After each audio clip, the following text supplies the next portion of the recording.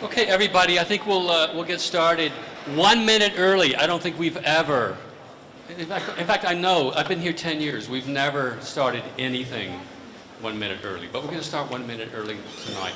Thanks, everybody, for coming tonight. We have a special guest tonight, an alum of our school. I'm going to give a more formal introduction in just a minute. Patrick Ahearn, and we're going to do. He's going to make a presentation of his new book, and then we're going to do we'll do a question and answer session, and then he will do a signing of the book afterwards. We have copies of the book over here. So that's the event. That's the rough schedule for the evening. Because I'll forget some of these things, I'm just going to read a little bit of a slightly more formal introduction. And then maybe make a few comments, and then I think Patrick is going to talk maybe a little bit about architectural education. I just did an interview with him. Among other things, I'll talk about this later. He's the sponsor of our Ahearn workshops, which I think have become one of our kind of feature extracurricular courses that we do here. We have 2 this semester. I'll talk a little bit about that briefly in a minute. But Patrick has always been interested in architectural education. He's taught before. One of the things I think that's interesting about his work is that he was trained as a modernist. Most of his work has been residential classical architecture, historic architecture of the kind that he's going to talk about tonight. He's more recently started to do modernist homes again. And I mean, I guess one thing to say about that is that whether they're classical or modernist, what's for me always kind of remarkable about Patrick is the way he practices, and also the ways in which he kind of rubs against the profession and even in school, does things in very, very different ways. He got both a bachelor's and a master's degree at the same time at the school when he graduated. I don't know how he did that. I don't know who he talked into or convinced to do that, but somehow he got 2 degrees at one time. I think that was just a kind of start of innovative approaches to education that Patrick has been involved with. He's one of the first people whom I know was involved in online education. He's been running a series of online projects. As I said, he taught at Boston Architectural College, among other places. But I think he's mostly interested in many of the things that students don't learn and that are overlaid on top of the professional degree. So what additional things can we stack into your education, or what kind of experiences can we give you to enhance the value of your degree? That's really what the Ahearn workshops have been about. The 2 we're doing this semester, for example, are on podcasting. That would seem to have no connection necessarily to architecture, and yet both of the people running the workshops are trained as architects and will do podcast workshops showing how they use those in either their research practice or in business. We'll talk more about that, but I'm going to just do a slightly more formal intro, and then I think Patrick is going to talk a little bit about education, then he's going to talk about his book. So he's a 1973 graduate of our school. As I said, he received in that same year both a B. Arch and an M. Arch. He's founding principal of Patrick Ahearn Architect, among the most celebrated residential firms in the United States, specializing in classical or historic architecture. He's also on our school advisory board, and he's a Syracuse University trustee. Patrick, he was also trained as not only as a modernist, but also as a planner. When people really did planning, instead of a lot of the nonsense they think they do now as planners. He began his career with an ambitious adaptive reuse project, and especially in Boston, where he was working with the Faneuil Hall Marketplace. And for the past 4 decades, he's focused primarily on historically motivated, site-sensitive residences in New England, from Greater Boston to Martha's Vineyard, where he's lent his expertise to more than 350 buildings, 225 of them in the village's historic district. Raised in Levittown, New York, he currently oversees 21 designers and studios in Boston and Edgartown, Massachusetts. He's a recipient of many, many, many awards. Both Patrick and his work have been featured in countless magazine and newspaper pieces and articles, and on a lot of TV and cable programming, including HGTV, among others. Patrick is the author of Timeless Classical American Architecture for Contemporary Living. It's a 2018 book in which he develops his philosophy and approach to architecture, design, and preservation. Really a kind of an approach to adaptive use and sustainability, but more broadly conceived. Timeless features 18 homes designed by Patrick, along with the stories behind their design. One of the things I think that Patrick and I just talked a lot about was the importance of presenting projects, storytelling, narrative, being able not only to develop a concept, but also to be able to articulate it and to sell it to the client, to tell them a story about the project that's important and that adds value. The homes in this book are a mix of historic restorations and new construction, and divided into 6 categories: history preserved, history enhanced, history modernized, history imagined, history reinterpreted, and on the water. In the second book, and his most recent, History Reinterpreted, Myles Standish Hotel 2023, it was just published, which he'll discuss and sign copies of today. Patrick documents his firm's transformation of the north wing of the 1871 Myles Standish Hotel in Duxbury, Massachusetts, into a seaside state. Among his many school and university-related activities, Patrick founded and supports the Ahearn workshops. I think we've now done 20 of those, offered each semester at Syracuse, and taught by leading industry professionals. This fall, the 2 Ahearn workshops are focused on podcasting, as I mentioned earlier, as a research and marketing tool, and will be taught by 2 podcasting experts, Evelyn Lee, who's global head of workplace strategy and innovation at Slack Technologies and the most recently elected AIA national president, and Jess Myers, who's an assistant professor here with us tonight. So, without saying more than I should, I will simply say we're very happy to have Patrick Ahearn join us here tonight. As I said, he's a great supporter of the school. He's enabled many, many things that we do here that you don't know about, and we're very happy to have him come and present his book here tonight. I think he's going to make a few comments, present the book, and then we'll take questions, and then we'll sign some books after that. So thank you all again for coming. Welcome, and I give you now Patrick Ahearn.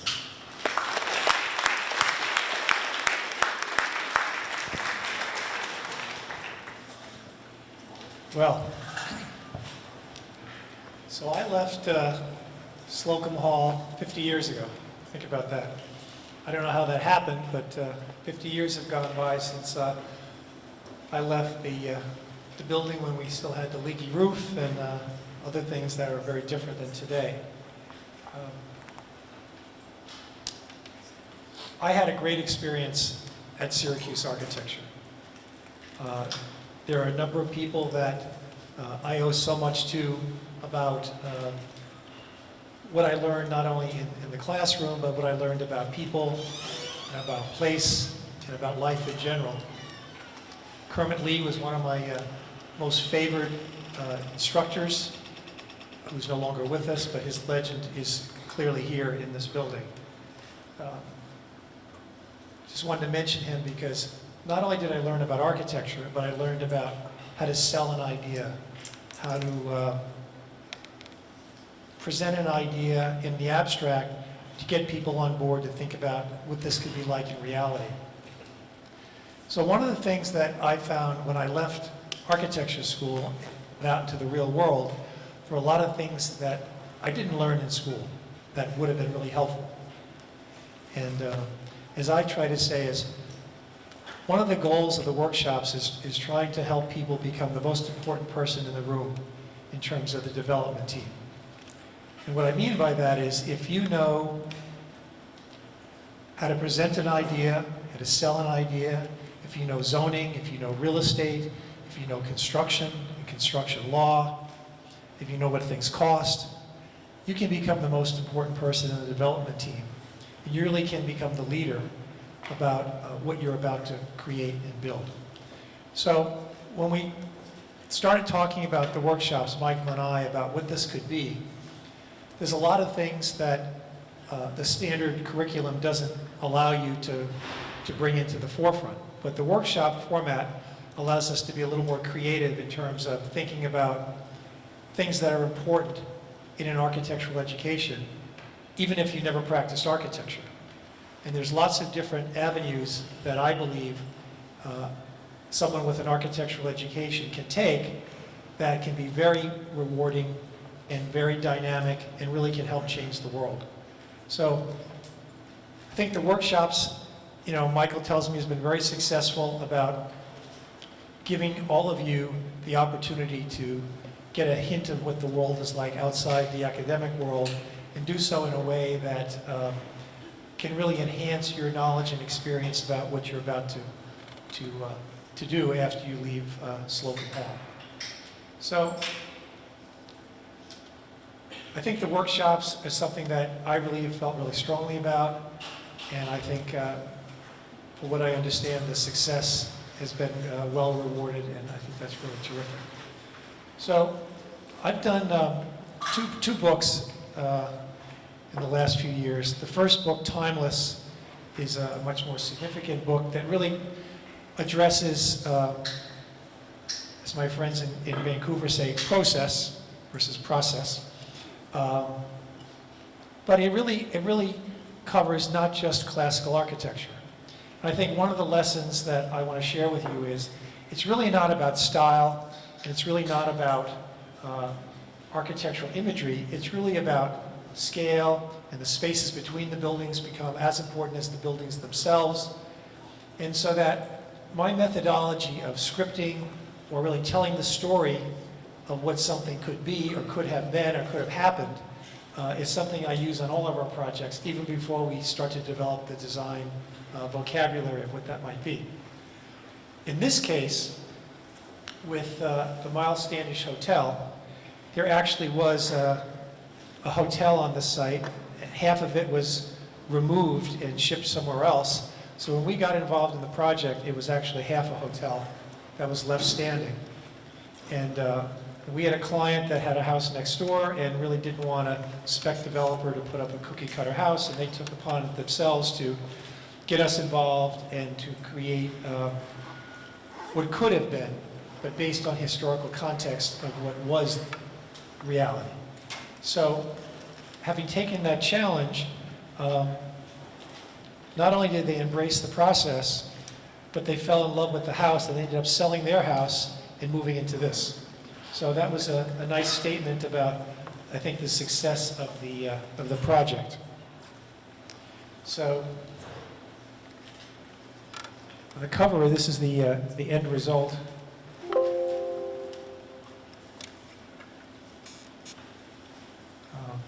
Just a little bit of way of background. We are known in New England as classical, historically motivated architects. And when I left Slocum Hall on August 10th, 1973 in my 1963 Volkswagen microbus, Dayglow Green, and when I had hair, down here, I cut the hair, trimmed the Fu Manchus a little bit, and went to a thrift shop and got a suit. And this is before computers, so I had my big portfolio and decided to go to Boston and go through the yellow pages and try to find a job. So I was fortunate enough to find a job that was 4 days a week, 10 hours a day, for $125 a week. And I found a basement apartment in the Hare Krishna building for $125 a month. So I really was in business at that point in time.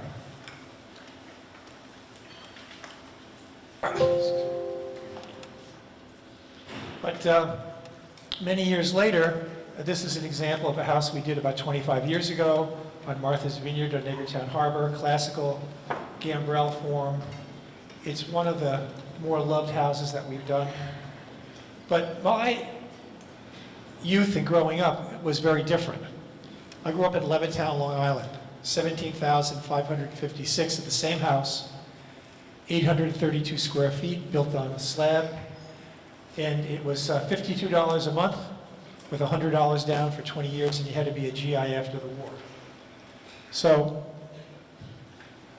that was Levittown, and that was my experiences growing up. People always say, well, how could you want to become an architect if you lived in the cookie-cutter little ticky-tack house, as a folk singer made famous at one point in time. But Levittown had a lot of hidden secrets. It was built on 1,001 curvilinear lanes. It was the precursor to new urbanism in that it was a walkable village based on a village green that had an elementary school, a shopping center, swimming pool, playgrounds, that everybody could walk. And it was built on the potato field, so everything grew quite quickly. And in the less creative marketing approach, the models were slightly different in their facades. And they were numbered 1, 2, 3, and 4, and it repeated themselves on the curvilinear streetscape. And I lived in 2 number 2s. And it had a window wall at the living room that you could push out. It had a 2-way fireplace. It had radiant heat in the floor. In the attic, you could finish easily, and it had windows in place. So it was interesting. So here I am on the left when I was 5, and that's my sister who still works for me for 37 years. Nancy on the left, she was 3, and that's our number 2. And then for those of you who know a little bit about me, I still have a passion for cars. So my car on the top is perfect condition. My sister's is trashed, and that hasn't changed. And so I graduated high school in 1968, and the journey to Syracuse, you know where the building is, was transported in a Volkswagen Bug and a bus. And after graduate school, I moved to Boston. And it was not the Boston of today, it was the Boston of burned out shell buildings, no retail shops, and it really was very different. But one of the projects that I worked on early on in my career was Faneuil Hall Marketplace. And this was a project that the markets were owned by the city. As you can see in an earlier version, it was an active place. The markets have been abandoned. The city of Boston agreed to restore the shells of the buildings, and the Rouse Company was brought in to master lease the property for 99 years and to create what is now known as a festival marketplace. When we were involved in this project, there was no such thing. It was basically a shopping center without parking, which was impossible to finance. And Kevin White, the mayor at the time, called in all the local banks and said, you all will chip in and you will finance this because this is the catalyst for the revitalization of downtown. So I was with the firm Benjamin Thompson Associates, and we were given the charge to revitalize the marketplace. So again, pre-computers, so I hand drew all of the paving patterns, the streetscapes, and all the spaces between the buildings. And I was able to sit in on a number of the meetings with the mayor and the Boston Redevelopment Authority and learn about how to create a development that broke the mold. It wasn't a shopping center, but really was the living room for the city of Boston for many, many years. More people came to Faneuil Hall than Disneyland in its early days. Over 18 million people came to Faneuil Hall Marketplace. So it truly was a success, as you can see here. and it really was the catalyst for other marketplaces throughout the country. At the same time, I was teaching at the Boston Architectural College at night, and I was teaching an urban design studio, and I used the Back Bay neighborhood as an example of what could happen. So we developed a system of modeling and how to create residential,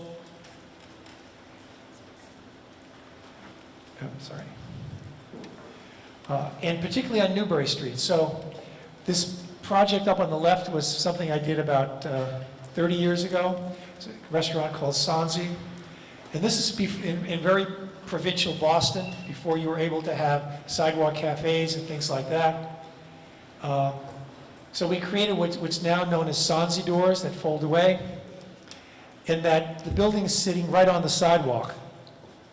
So we had to go in front of the Historical Commission and the Neighborhood Association and the Liquor License Board, and were able to get all their approvals. And the opening day, we turned the chairs around and everybody faced to the outside, and the neighborhood went ballistic.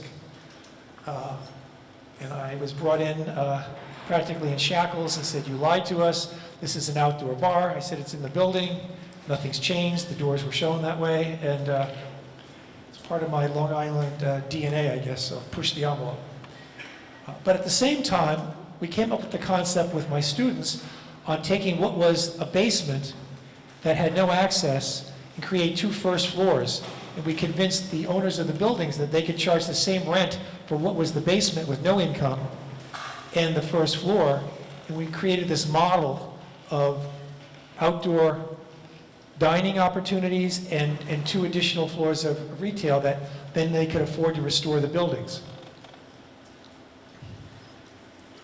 And so that was one part of my career. And then as I opened up the practice in Faneuil Hall Marketplace in 1978, we started to capture a number of residential and hotel projects.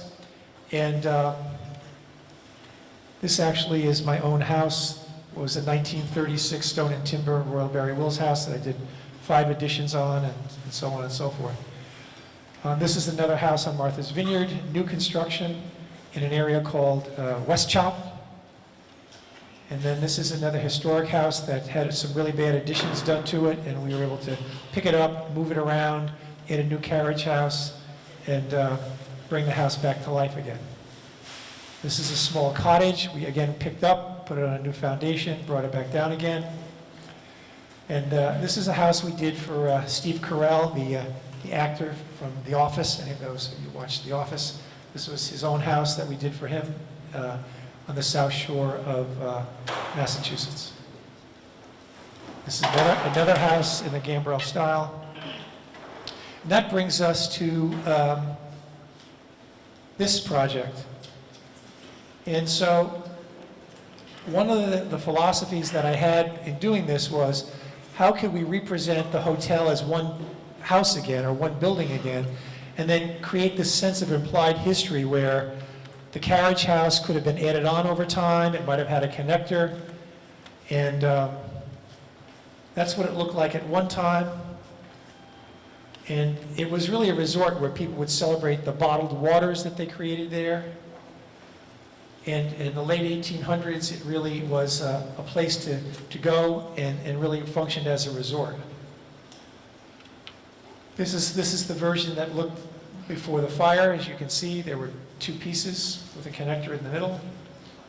And this is what it looked like when we first got involved.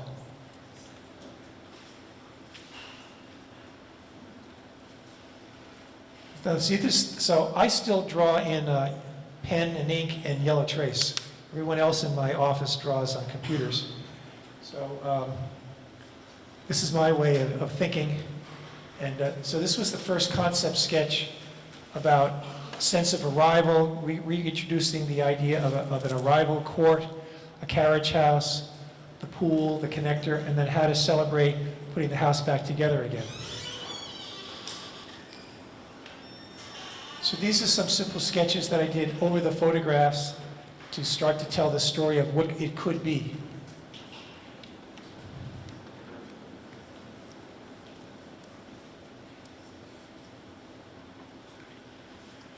And then as we moved along and we needed to present this to the town and to our client, we started to develop a storyboard of a little more detailed drawings that convey the spirit of what we're trying to achieve. And these are all CAD drawings and done in SketchUp.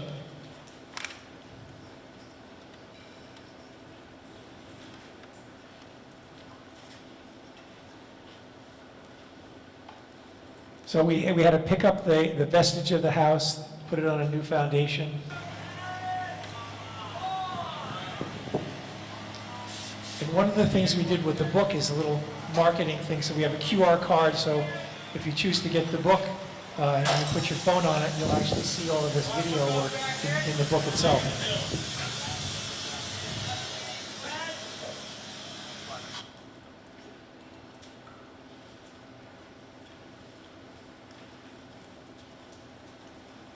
This is what it looks like today. The house next door is the house that they sold.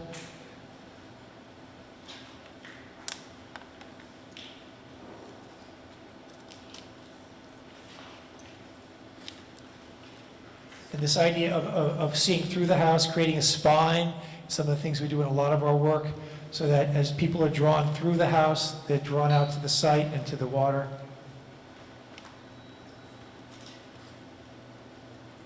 And certain amenities like the outdoor fireplace and multiple places to sit and congregate, the rocking chairs on the porch, the dust shots. And then the interiors are done in a way that what could have been if this was the original classic hotel from the late 1800s. But with a little more of a modern twist and a little more indoor-outdoor living opportunities.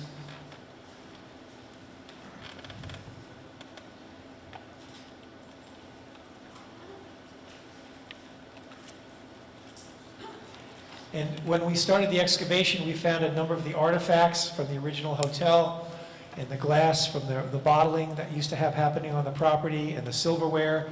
So we're able to cull all of that together. And our clients, one of their sons recently got married, so this is the party on the porch just before the wedding. And we always think about our projects in all the seasons. And what's it like, and what does it feel like, and day and night, and winter, spring, summer, and fall. And this is a fresh snow shot. And we recently had a gathering at the property earlier this week. The transformation of what was half a hotel at one time to what it is today for a wonderful family homestead is just magical. So between the carriage house and the main house, the connector is really very secondary and meant to recess back from the house and not compete with the scale of the carriage house or the main house itself. So it really feels very much like a smaller scale house. You're never aware of how large this house is from any particular angle, which is also important. When we get up to the third floor, you'll see this unique curved copper roof dormer and the little fan light set behind it. So there's some elements of surprise architecturally that give it some poetic license, which is important, I think. So this lawn space, you can imagine, weddings, parties, small gatherings, large gatherings, and really celebrating the place. This is a really nice collaboration where we have the same vision of a place and how to create a place that is comfortable, it's romantic, and it's timeless in its appeal.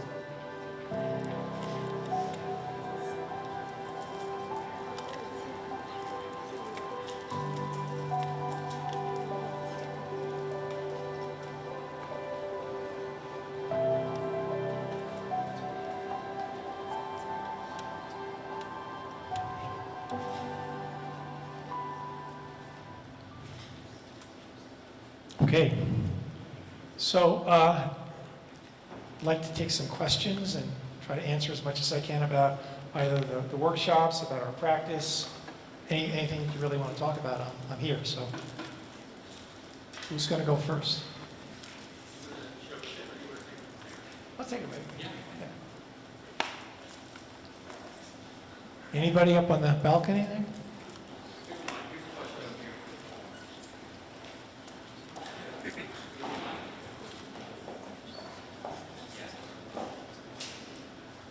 Hello. I see that you like to put cars in front of your projects. Yes. Is that part of the how you showcase the house? Yes. So I'm an avid car collector. So basically, all the cars you've seen in the pictures are mine. But I also buy cars for my clients. So when we do a house, part of the non-fee service is to find the car that goes with the house. And it's something I do for many of my clients, and it's kind of fun.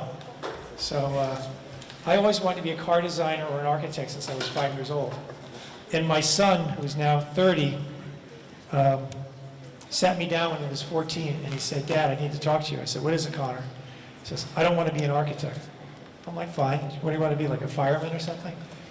He said, "No, Dad, I want to be an industrial designer. I want to design cars and boats and not just houses, Dad. Oh, and by the way, I just signed up for German because that's the language of design when I go work for Porsche.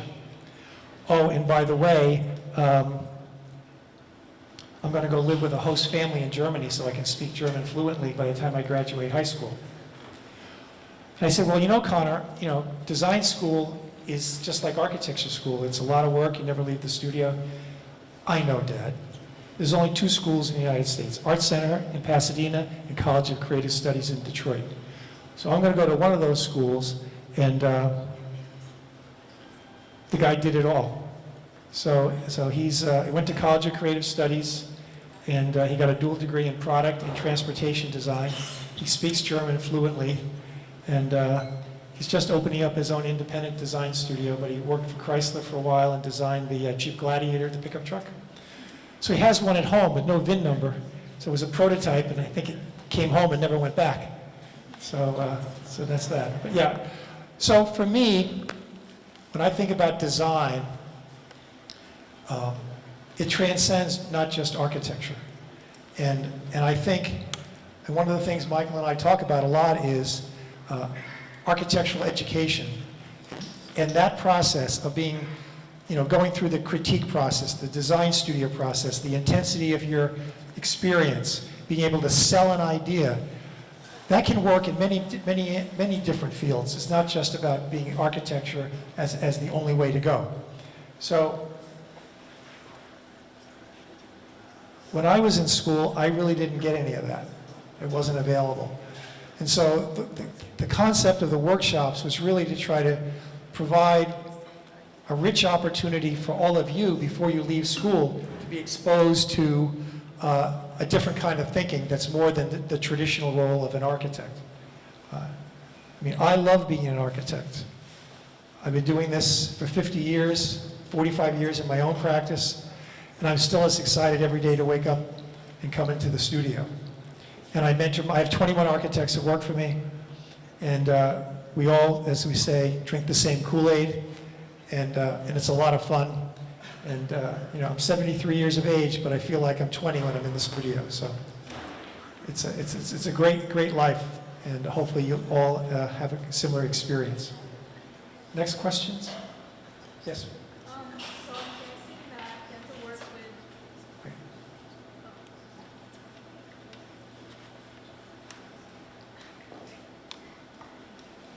Okay, so actually.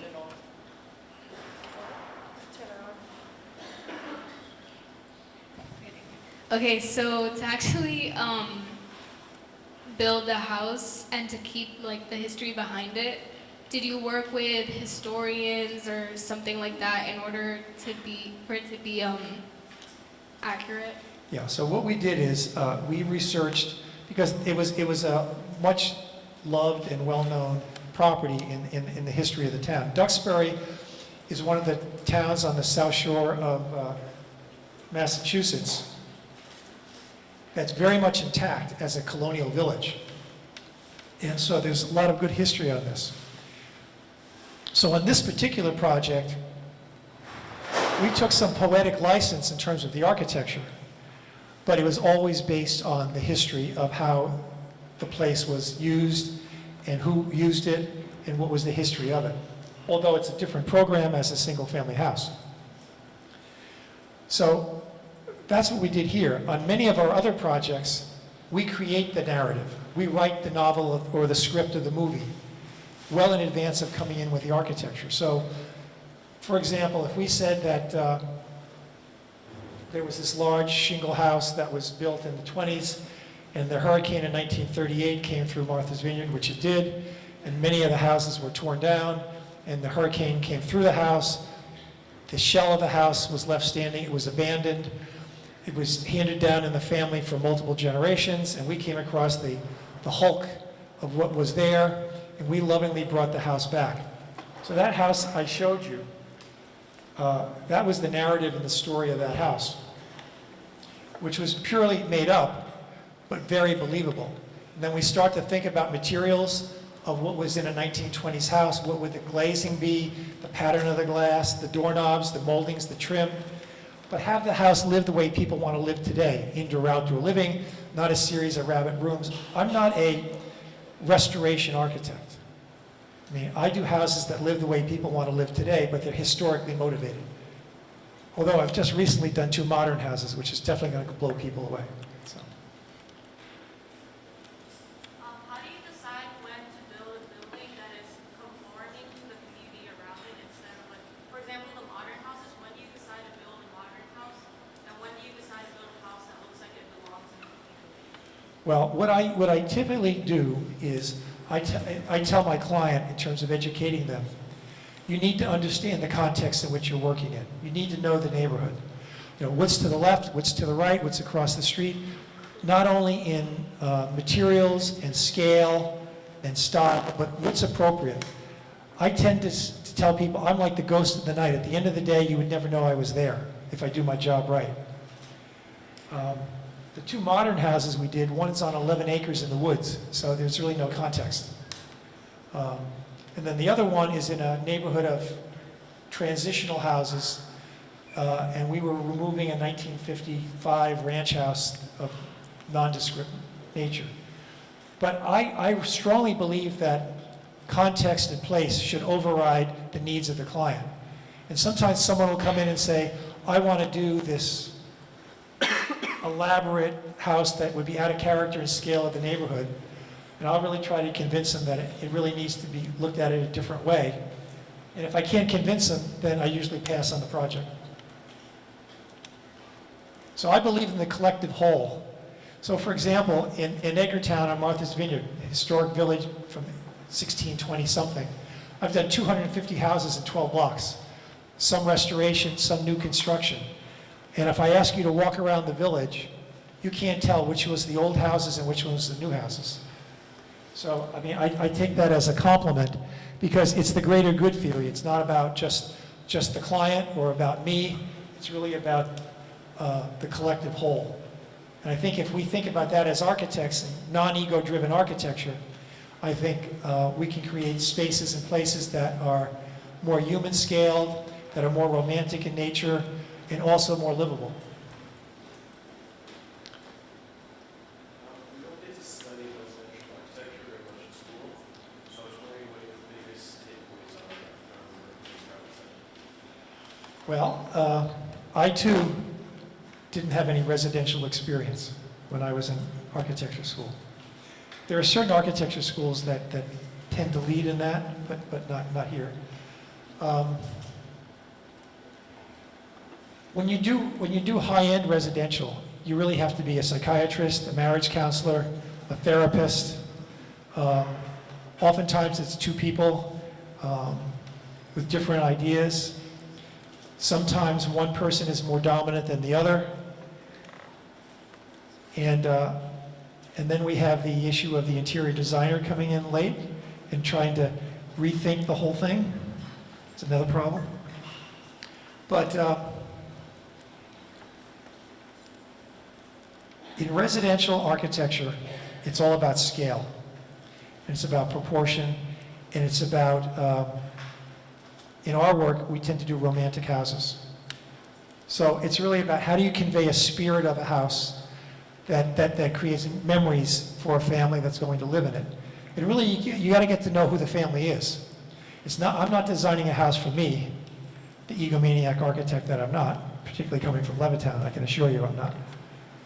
But really, you got to know the people. And so I was just telling Mike a little while ago, driving over here from Boston, I was on the phone for about an hour with a new client who just signed up. And I gave him the assignment over the weekend to tell me about his family and tell me about him and tell me about his goals and objectives and tell me about his career and tell me about what he sees his life in the next 10 years. His kids are in high school now. What's the house like when the kids go away? What's the house like when there may be grandchildren down the road? What's the house like when it's just he and his wife? And what are his hobbies and what are the things he wants to do? So to be a good residential architect, you really have to be a really good listener. And more than just, well, here's the program, I need 6 bedrooms, I need a 3-car garage, I need a mudroom, and I need a kitchen and a family room. So you really need to pull that out of people, and not everyone is comfortable with that. It becomes a very intimate experience. I mean, I've done probably, in 45 years, say 1,000 houses. I can count on with this one hand how many people that I wouldn't want to talk to again. So you really become part of their life. And that's how you get into picking the cars for people, or the boats, or you get invited to their kids' birthdays, and their weddings, and their graduations, because you become part of their family. And it's a big responsibility. And doing residential work isn't for everybody. But for me, it's been very, very rewarding. I can also tell you from a business model, it's a very good economic model to work in. Your consultants are very small and less expensive, and your fee structure is on the higher percentage than it is on doing commercial work. So if you have the stomach for it and you have the enthusiasm for it, it can be a very profitable business opportunity as well. Because most architects are terrible business people. Most architects don't know how to make any money. Most architects' parents probably say, why did I spend all this money for you to go make $50,000 a year? I don't get it. Well, if you become the most important person in the room, and you really understand how to sell an idea, and you understand zoning, and you understand real estate, and you understand construction, and you know how to create a vision that doesn't exist right now, you can become that most important person, and you can be compensated accordingly.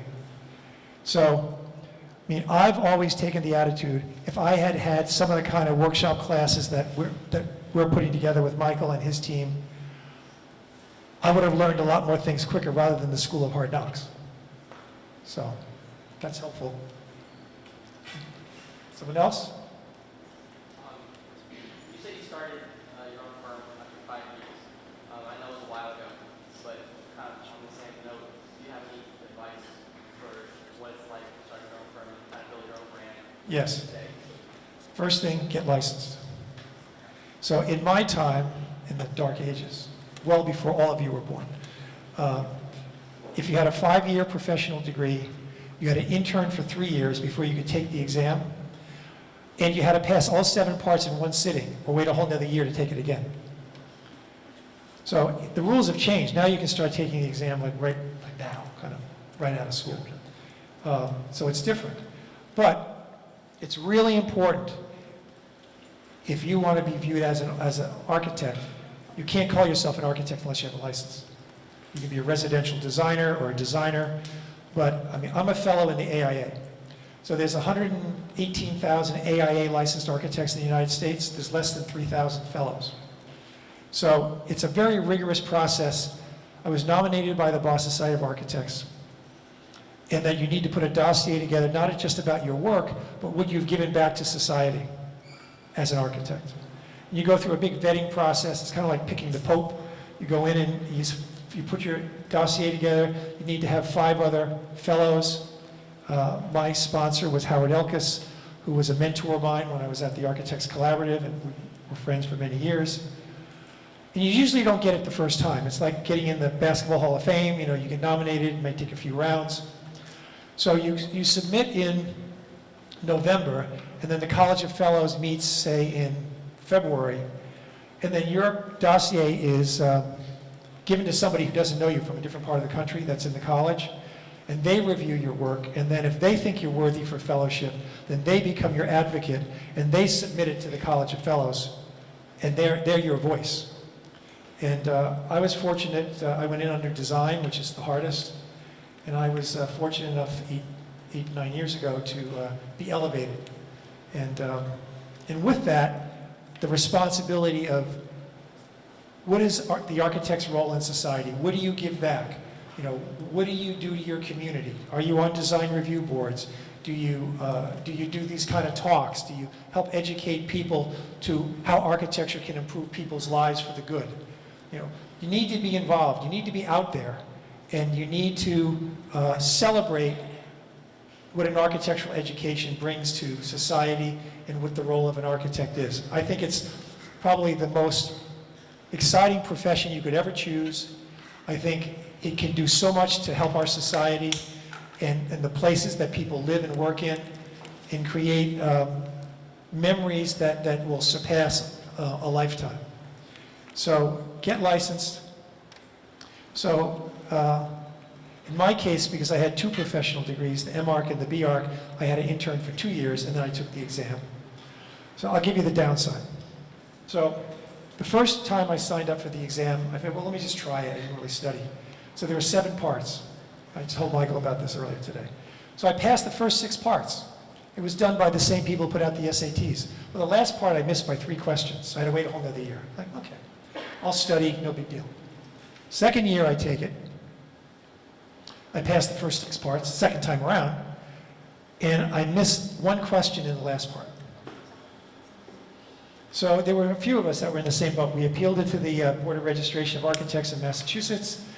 They said, well, we could grant it to you, but then if you ever want to get licensed somewhere else, in another state, you know, you won't be able to, so go take it a 3rd time. So I take it the 3rd time, and I get into the class, and I have a panic attack. I've passed the first 6 parts twice. I'm convinced I'm going to fail one of those parts. And I broke out in a sweat. I had to calm myself down, and I did pass all 7 parts. So that was very helpful. But, as I said, most architects don't know anything about business. So if you don't get it from here, you know, maybe you take some courses in business. You know, some of the truly talented architects that have gone into alternative businesses, they might get an MBA, they might have a BArch and an MBA, or things like that, depending on what you want to do. And also, you know, get your name out there. If you live in a community that, you know, you're working for a firm and you're working towards thinking about going out on your own, get on the design review board. Get the people in town to get to know who you are, that you have a face in the community. You know, go to the elementary school and talk about architecture to kids. I do that in the junior high school every year, spring and fall, like 2 days, and do little charrettes with the kids. So get yourself out there and let people know, you know, you're an architect, and that, you know, this is what you can do in your community, and do some pro bono work. You know, if the kid needs, like I did dugouts for the baseball, you know, team. I designed the dugouts for free, and I helped chip in the money to help pay for it. You know, on Martha's Vineyard, I helped pay for the fireworks for 4th of July for many years, quietly, no name associated with it. But, you know, giving back. I took the Carnegie Library, made it into a visitor center, pro bono. I did the Fire Museum, pro bono. I did a restoration of the Union Chapel, pro bono. I was chairman of the board of the Preservation Trust for 4 years, pro bono. So, you know, getting yourself out there and giving back to a community is a good way to get your name out there. And then when you do go off on your own, you're already a known commodity in a positive way. Next. Nobody up there? Everybody quiet? Yes. So for someone who's been in the industry for quite a while, you've definitely experienced like the distinct change within design style as well as the introduction of new technology. So how did you and your firm continue to like develop and introduce those new topics and ideas and continue to still stay very relevant as a firm and practice? Well, we have a lot of lunch and learns. Where a lot of people come in every week or every other week. You know, from you know, we just had a lunch and learn on HVAC systems, and everything's gone electric. You know, and then building envelopes. So there are a lot of availability that we bring into the office, and you guys bring in food, and we have these lectures. We talk about things. On Friday afternoons, we usually sit around a round table and we'll have one of the team members present a project to the whole office. And that usually leads to a discussion about systems, technology, urban design issues, architectural solutions, budgets. Like, things have gone up 35% during COVID. So material costs have gone up considerably. Lead times, windows, sometimes it took a year to get windows. Sub-zero refrigerators still take 10 months. Dishwashers, things that are still slow to come back. So we as a company invest in our team. Most people have been with me at least 15 to 20 years. So, we really create a really good environment for people to work in. We don't have a structured hierarchy, Anybody can come talk to me anytime they want. And we can have some spirited debates about things. So I still say at the end of the day, my name is still on the door, don't forget it. But what is it that you're trying to tell me? So we do those kinds of things, and I think that's important. And, when I think about it, we've gone through modernism, postmodernism, classical architecture, neoclassical, reinterpretation, modern again. I said to a client a little while ago, because he wanted a modern house. I said, well, what does a modern house mean to you? So you have an area where zoning dictates design. It's an 18-foot height restriction for a pitched roof, 14-foot height restriction, 1 story for a flat roof, and you can't have more than 3,500 square feet. Well, I designed a house 6,500 square feet, 3 stories, as a matter of right. Well, how do you do that? Well, it's about creative and understanding the zoning. And it's all about average mean grade of existing, how you cut into the hill and things like that. So nobody ever thought about that. So really being creative in your thinking and understand the law better than anybody else. Understanding zoning codes better than anybody else. Most zoning codes are gray. So if you can embrace these kinds of ways of thinking, you will become that most important person, and you will become the architect that people want to go to, because the work speaks for itself. Somebody else? Yes, sir.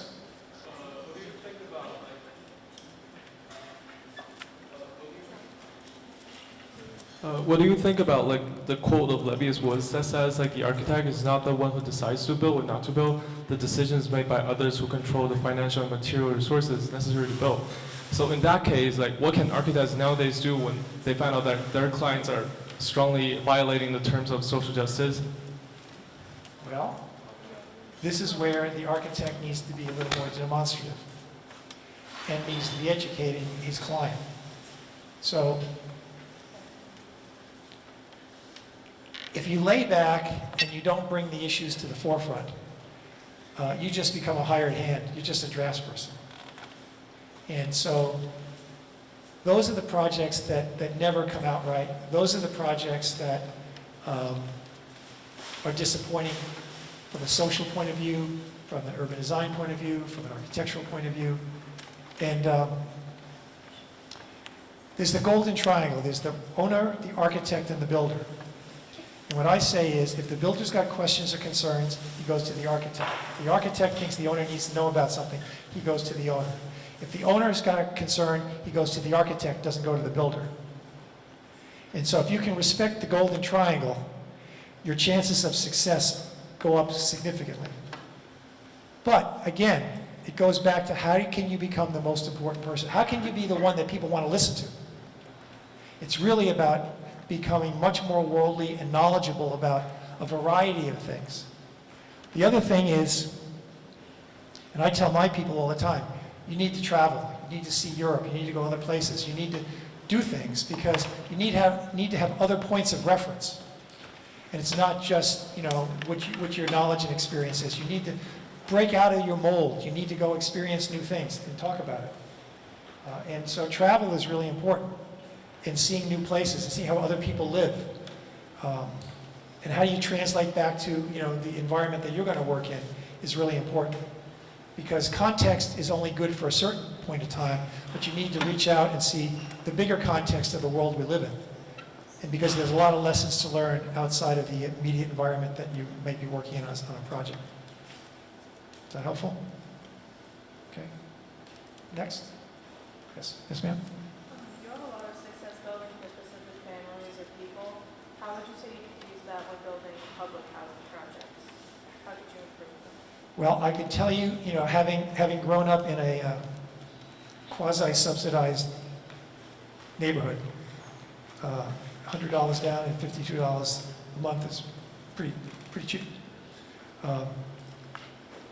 The thing about, and I have a big issue with this, and maybe it's because of my upbringing, but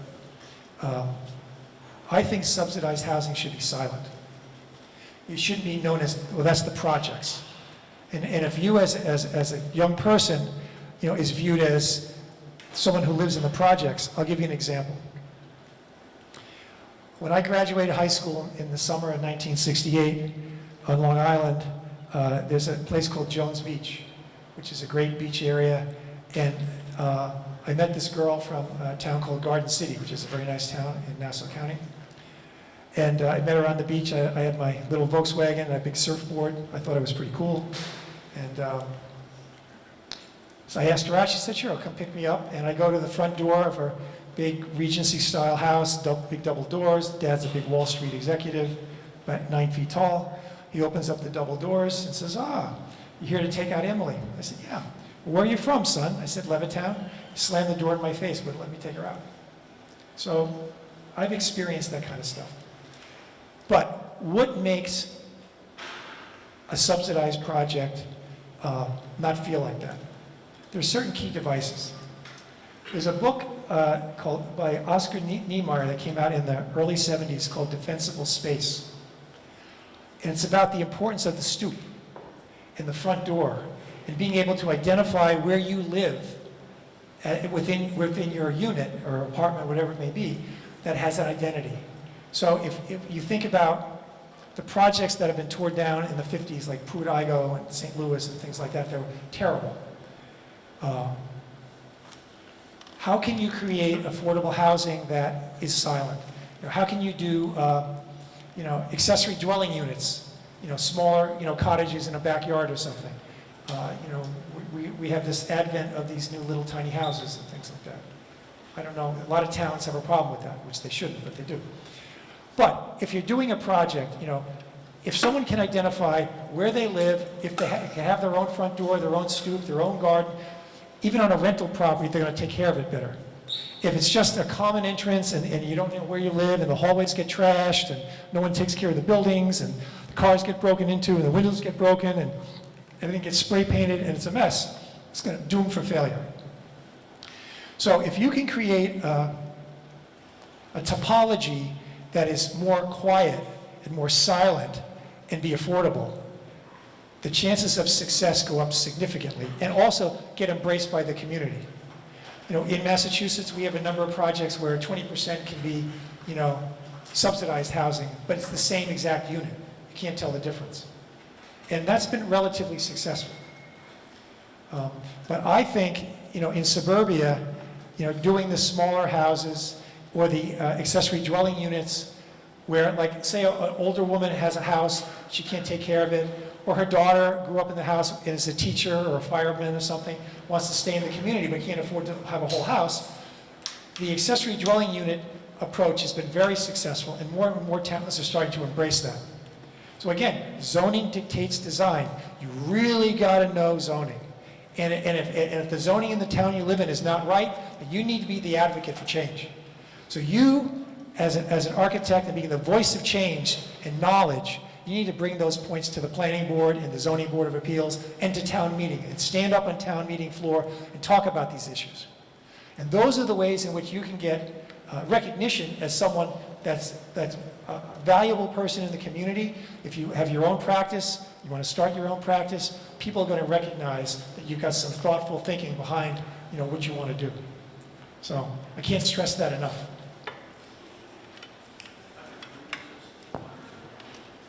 Okay. I guess I get the hook being pulled on me here. Anybody else?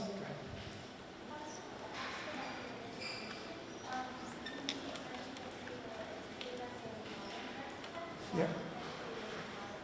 Well, that was what was going on when I was here. Yeah.